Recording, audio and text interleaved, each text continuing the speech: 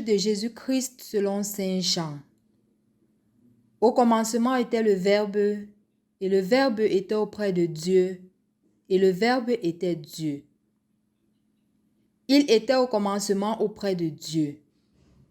C'est par lui que tout est venu à l'existence, et rien de ce qui s'est fait ne s'est fait sans lui. En lui était la vie, et la vie était la lumière des hommes. La lumière brille dans les ténèbres, et les ténèbres ne l'ont pas arrêté.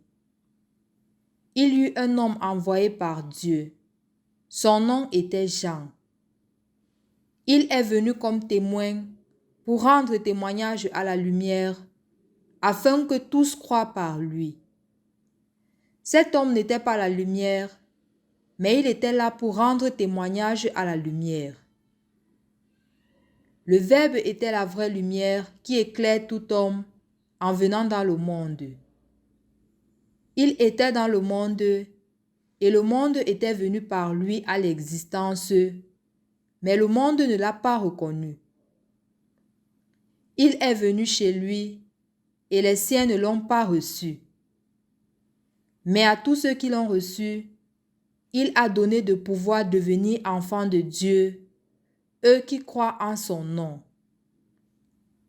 Ils ne sont pas nés du sang, ni d'une volonté charnelle, ni d'une volonté d'homme. Ils sont nés de Dieu. Et le Verbe s'est fait chair, il a habité parmi nous, et nous avons vu sa gloire, la gloire qu'il tient de son Père comme Fils unique, plein de grâce et de vérité. Jean le Baptiste lui rend témoignage en proclamant: c'est de lui que j'ai dit, celui qui vient derrière moi est passé devant moi, car avant moi il était. Tous, nous avons eu part à sa plénitude, nous avons reçu grâce après grâce, car la loi fut donnée par Moïse, la grâce et la vérité sont venues par Jésus-Christ.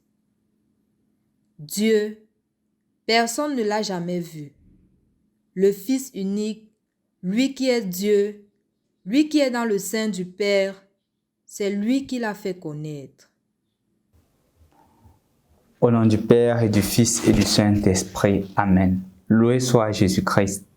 Rendu au 31 décembre 2022, c'est-à-dire quelques heures avant le 1er janvier 2023, le texte nous invite à approfondir et à redécouvrir justement ce qui fait notre être, afin d'entrer dans cette nouvelle année avec plus d'ardeur, plus de zèle et plus de volonté pour servir fidèlement le Seigneur. En effet, chers frères et sœurs dans le Christ, l'évangile que nous venons d'écouter est le même évangile que nous avions écouté le matin du 25, qui présente justement la nativité du Christ d'un point de vue purement théologique. Ce qui était différent justement de la lecture que nous avions écoutée à la nuit du 24, qui présentait justement Jésus d'un point de vue historico-théologique, dans la mesure où on présentait Jésus non seulement comme le Fils de Dieu, mais aussi d'un point de vue historique, en mettant par exemple Quirinius, en mettant l'empereur Auguste, on voulait situer Jésus dans l'histoire, comme pour dire que voici la période pendant laquelle Jésus est né. Et ce n'est pas un personnage mythique, c'est un personnage concret. Et justement, la lecture du dimanche était en train de montrer justement que ce personnage-là n'est pas n'importe qui. C'est justement Dieu qui s'est fait chair. C'est Dieu qui prend notre condition humaine. C'est Dieu qui vient justement parmi nous. Et en fait, aujourd'hui, c'est l'invitation pour chacun d'entre nous qui sommes en train d'entrer dans cette nouvelle année 2023. Est-ce que je me suis déjà préparé à voir comment est-ce que je vais entrer dans cette année 2023 avec le Christ et non centré sur moi-même? Quelles sont les résolutions que nous sommes en train de prendre pour pouvoir bien vivre cette année-ci? Généralement, les résolutions qui sont prises, je n'ai aucun doute, c'est justement les relations plus sur le point de vue affectif, sur le point de vue professionnel, sur le point de vue académique et consorts. C'est bien, j'encourage et justement, je prie pour beaucoup qui prennent ces résolutions-là.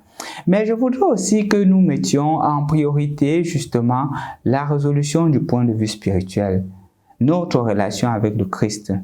Pourquoi ne prenons-nous pas des résolutions en vue d'approfondir cette relation avec le Christ? Pourquoi ne prenons-nous pas le courage d'arrêter ce qui nous éloigne du Christ afin de prendre des résolutions pour être proche davantage du Christ? Il y a une histoire qui m'a marqué il y a de cela quelques jours. C'est l'histoire d'une jeune fille que j'accompagne qui se met clairement à me dire, il y a de cela quelques jours, que mon père, je suis dans une relation, premièrement, qui n'a pas d'avenir et deuxièmement, qui ne m'approche pas de Dieu. Et dans ce sens-là, je pense que cette année, je dois prendre des résolutions fortes. Et ce qu'elle a fait, elle est allée, elle a parlé avec son petit ami, parlant de sa foi, de son engagement, ce que le petit ami n'a pas accepté, il n'était pas d'accord. Et elle a pris le courage de dire, ok, si c'est le cas, moi je vais mettre fin à cette relation. Pourquoi? Parce que je pense que s'il y a une relation entre nous, elle doit être bâtie sur Dieu et non plus sur des relations mondaines. Ça m'a marqué parce que peu de jeunes ont ce courage-là. Spécialement dans une société où on commence à se dire, si je ne fais pas, l'âge est en train de passer. On met plus la peur au devant que de mettre la confiance en Dieu. J'ai pris le cas d'une jeune, mais ça peut être le cas de chacun d'entre nous. Peut-être du point de vue professionnel, où justement parfois nous avons à choisir entre notre relation avec Dieu et la réalité présente. Parfois, on ne veut pas se faire humilier, on ne veut pas se compromettre en choisissant Dieu, on préfère justement choisir autre chose. Regarde bien dans ta vie, mon frère, qu'est-ce que tu penses qu'il faudrait justement que tu changes pour que justement cette année 2023 te trouve en odeur de sainteté et que cette année commence avec le Christ. Au nom du Père et du Fils et du Saint-Esprit. Amen.